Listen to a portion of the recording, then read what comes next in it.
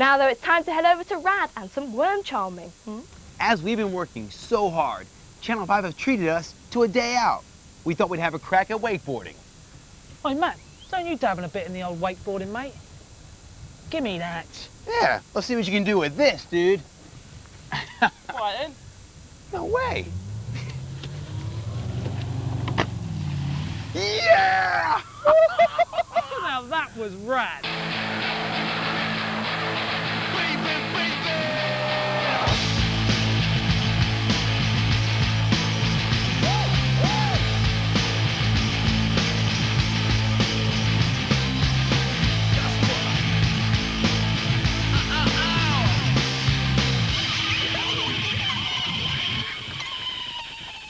In the extravaganza of free sports we like to call rad, We have for you a plethora of exhilarating action that is so hardcore we shouldn't even be showing this on television.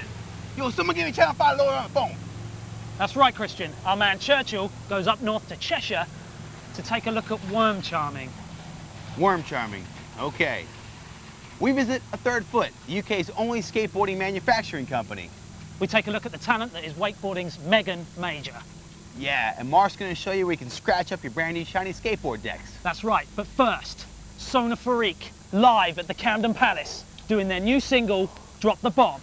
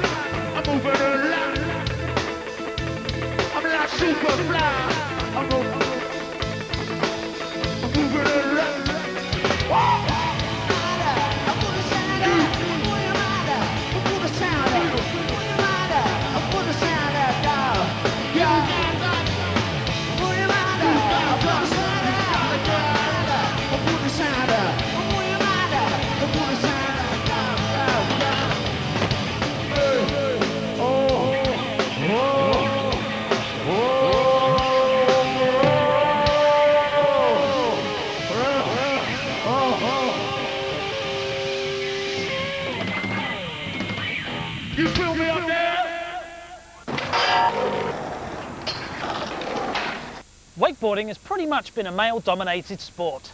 Yeah, but check out Megan Major as she brings women's wakeboarding out of the shadows and into the limelight. Go for it, dude! Megan's gonna whoop his butt. I'm Megan Major, I'm 16 years old, and I'm the X Games gold medalist in wakeboarding. I started doing local tournaments around Missouri where I lived, and I did pretty well in the junior events and just the novice events, and I decided one time I'd do the Advanced Triple Crown Junior Series, and it worked out pretty well. She ended up winning it all there, and the next progression was for her to go to the national tournaments, and She did well there, so we left it up to her whether she wanted to go pro or not. She needed to train year-round, so we decided to move to Florida, where it's the Grand Central Station of wakeboarding.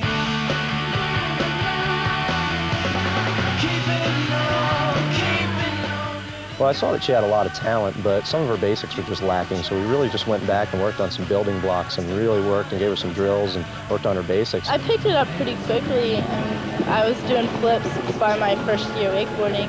You add that to that raw talent, and she just started ripping. I just kept progressing, and I got to the point of progressing where I was able to compete with the girls who are at the pro level, so I ended up qualifying for the X Games. Well, the X Games was probably one of the most difficult competitions I've been to. They put us out in the middle of the San Francisco Bay, and there was just boats rolling by and rough water and sharks and salt water. We never ride on salt water.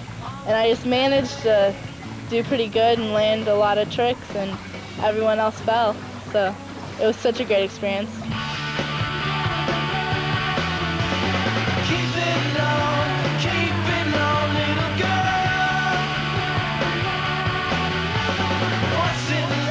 Wakeboarding has a really good image. We really work hard to try to see how fun it is and how far we can take the sport and try to really relate it to other sports so people are really interested in it.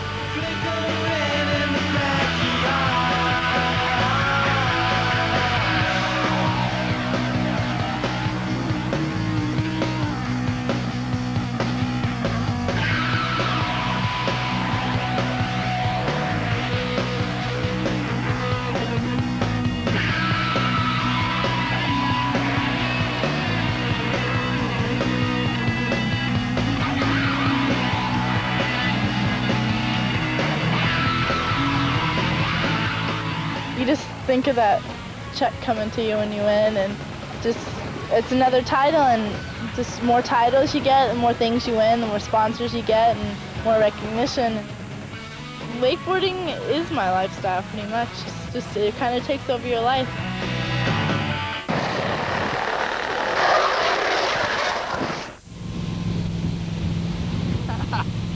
Dude, that's our camera guy. He's a European wakeboard champion. Woo! Working for Rad. Hey, yo, Mark. Last week, you showed our Rad viewers how to spend their hard-earned wonga on a skateboard setup. What do you got for them this week? Well, this week I'll be showing you all the best places to go that can scrape off all the beautiful artwork on the bottom of your board. Nice.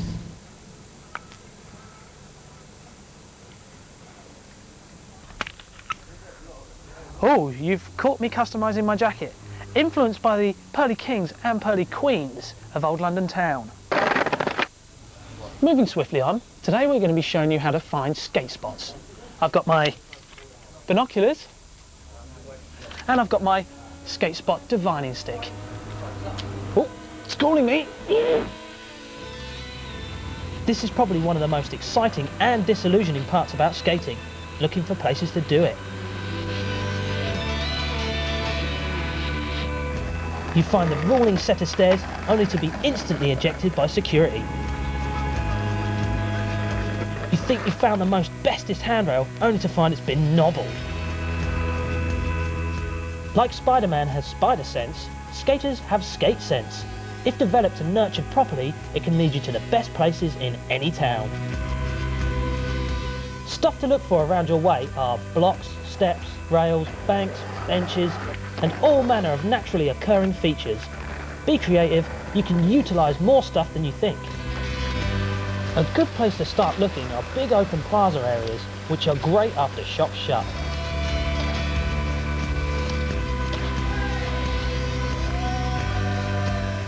If you delve out into the more kind of industrial areas, they can offer you a wide expanse of car parks and weird obstacles to play with.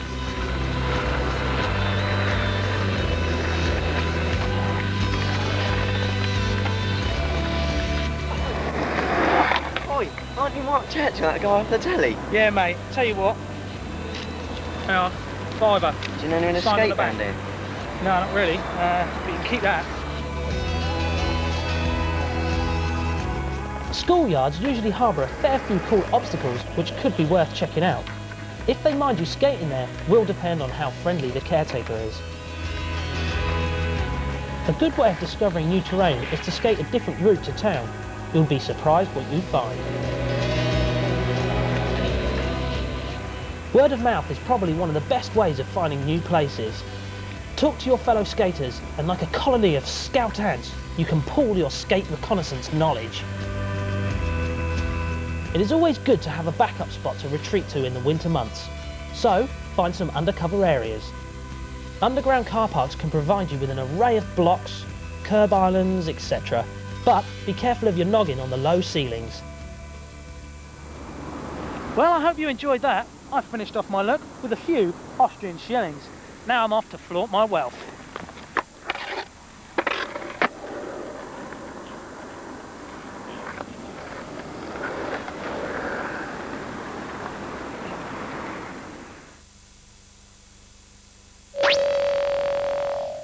In this week's Film Zone, Christian has picked you out a rad video. Word, Mark. Prepare yourselves for some top-notch skate and snow action. This is Viva Sessions. Hold on, camera dude. Why don't you ever let me drive? I want to drive. Man, it's my turn, dude. I've been waiting for a long time. Oh. Oh.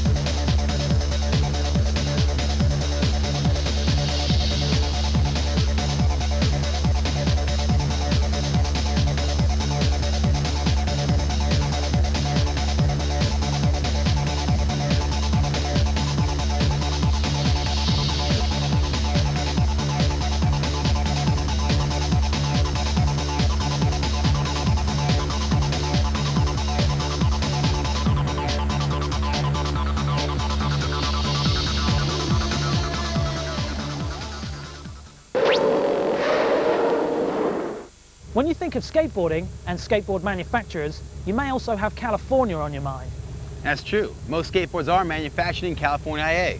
We thought it only right to check out some homegrown talent right here in the Angleterre. Meet the founders of A Third Foot. Chris, can I go a little bit faster? Yeah, why don't you, like, you know, gun it, yo? I'm Ken. This is A Third Foot. Come in.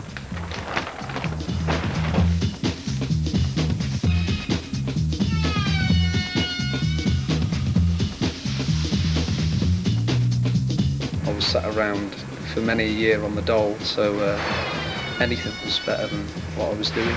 It was a natural progression, just from doing nothing and saying that you're going to make boards for a living and then feeling obliged to do it almost because of your endless whining about I want to do something for myself.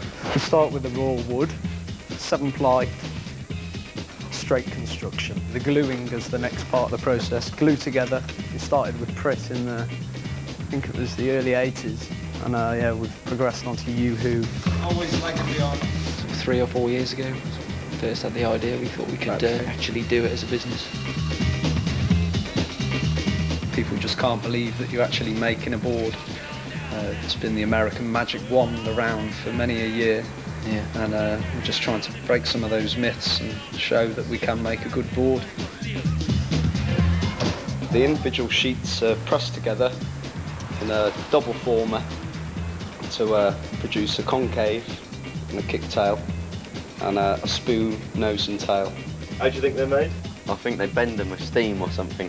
I think they carve them from trees. How do you make them?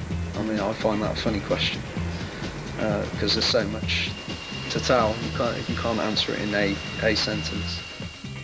And next stage, pop it on there to rest, and that's left there to cure for time. There is no one way of making a board. I mean, each manufacturer's got their own special processes they've just grown up using, so they've stuck with them. We have to keep a careful eye on air humidity for curing, for wood storage and for pressing. Too wet, you'll have a flexi board. Too dry, you'll have a snappable board. It's a very fine line. Take them into there as blanks and cut into shape. As my assistant will show you, board clamped in this high-tech vice,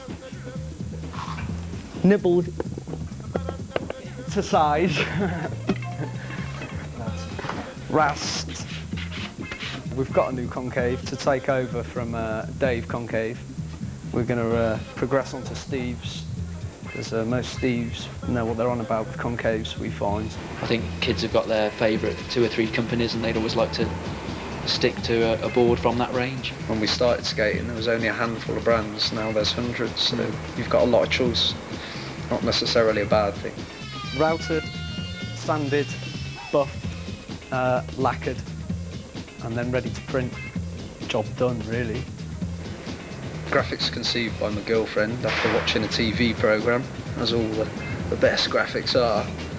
They're very proud of this new range. And how do they get sent? Via courier pigeon generally. Little satchel, off he goes. As far as up north, as far as down south. He's working hard. But now they're new lightweights, his job's a lot easier.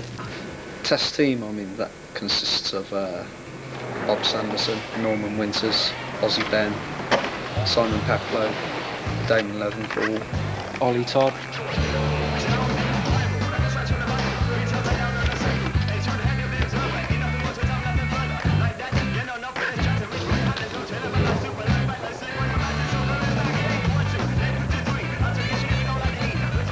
Taking our first few prototypes around, you hear of plenty of people know have tried it, but they've sort of never stuck it out to get to the stage we're at, really. We're just a pair of complete stubborn.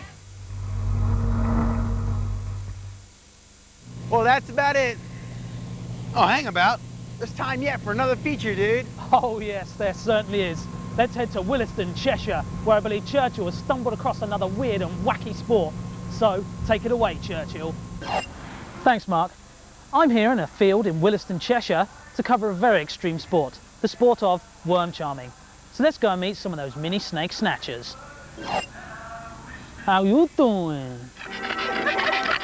Okay, it started off in about 1979 as a tongue-in-cheek fate idea, and then in 1980 we had the first World Worm Charming Championships, as you now see it. The aim is to charm as many worms as you can out of the ground. The current winner, or record holder I should say, is Tom Shufflebottom, who charmed 511 worms out of the ground in 1980 and is in the Guinness Book of Records. Basically the theme of the rules is to be kind to worms, and you can only use vibrations into the ground. You can't dig the turf, otherwise you get life disqualification. And you certainly can't put any liquids or drugs or any form of stimulant onto the ground. Busy with you. Action! Let's go and try and get some top tips from some of the world's top worm charmers. Excuse me? Yeah? Could you give me some tips on worm charming? I've not done this before, and Neither have I. I've never done any worm charming. Twanging, I think, is your best method. If you've never done it before. I've got a bit of shouting to do. A bit of shouting? All right. What is? Are you upset or something? Just keep waggling your fork as quick as you can. Get to your clocks! 1 minute to go! 1 minute to go. I'm getting a bit nervous now. My palms are sweating. I'm really starting to feel the pressure. It's getting close now. 25 seconds, 20 seconds, 15 seconds. 10, 5, 3, 2, 1. Everybody's already. They're going. Everyone's going mental.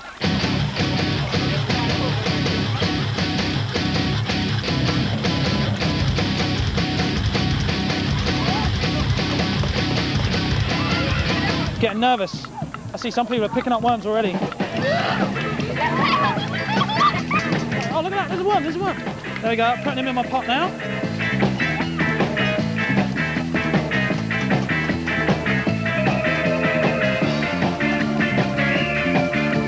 Mr. Wormy, would you like to come out and play?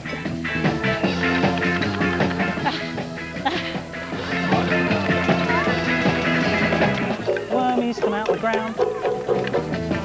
Come out of the ground. Oh, look at that. I want you, wormies.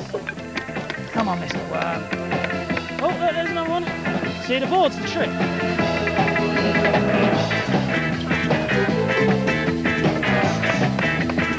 See, you know, I go all this way to do this for the rad viewer because, you know, I love you all.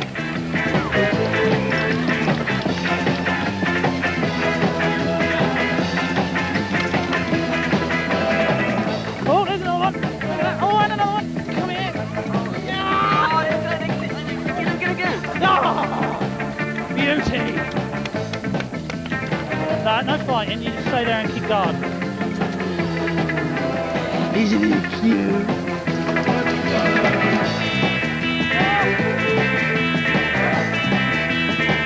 By the fork. Oh. So Christian, how's it going in Innsbruck? Because it's going wild here. You would have loved this. Oh, look at that, 2 worms. You missed them, talking to Christian. Look at the action on that. I'm quitting rad. I'm going to become a pro worm charmer. 3, 1, stop charming! Oh. What would you say to people that think you're mad? Yes. Say yes, you are. Probably. But no. See that over my right shoulder? Even the town cries there, checking out me. 41 worms. Rad! You know, oh, a few halves as well. Well, maybe about 10 or 15, but they don't count. You know, everybody's there that's just stoked on me, the skateboarder, the guy, you know, the wild card, turned up from nowhere. Had my skateboard, whacking it on the ground, they were just jumping out into the pot. Didn't even have to touch hardly any of them. Well, I guess that's it for now. And I hope you'll be here next year, because I know I will. So I'll see you then. I want you just the cutest little wormy pooja. What are you doing with that? I told you to stay at home. And that's for you, Christian. Yo, Mark, you gotta relax in your slacks, Max. You gotta still with the chill, yo. Hey, what are we giving away on this week's show? Well, we're going to give away this O'Brien wakeboard with morph bindings, so you can get out on the water in no time. Nice! And to win this top-notch board, all you gotta do is tell us which Geordie-born wakeboarding brothers have taken the world by storm. You can send your entries to Give Me the Board competition. P.O. Box 2075 London, W1A 5SW. That's Give Me the Board competition. P.O. Box 2075 London, W1A 5SW. All entries must be in by July 29th, 2000. Me and Christian will pull the entries out of a hat or something. See you next week. You got to watch out for people like Christian. Mark's got some serious problems to be addressing. We'll see y'all next week. How you doing? Wanna go play with the worm? Come on. Let's go play with the worm.